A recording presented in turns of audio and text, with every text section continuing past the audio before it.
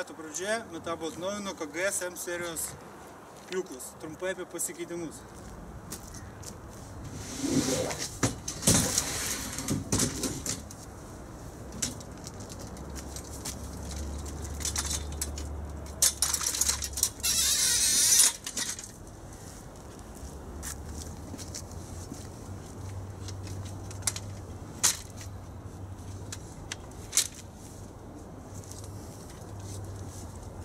Visų pirma, gamintojas pakeitė apšvietimo vietą. Anksčiau jį būdavo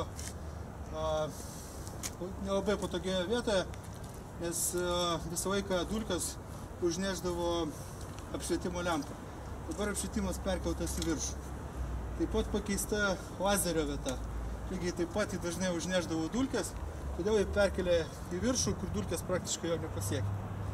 Sekantis patobulinimas tai yra dulkių surinkimo maišas bei specialus dulkių surinkimo kaušelis. Šiuo metu visas dulkių srautas buvo tiesiai į maišą.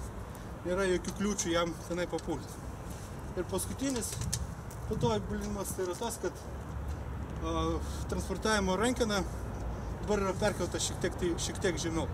Šiandien buvo ant pagrindinės rankenos, dabar ją nukėlė šiek tiek žemiau. Tai dar viena iš naujovių yra ta,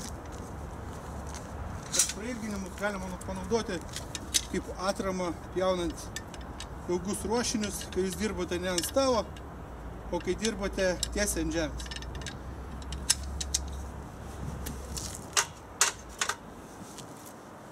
Tai tiek.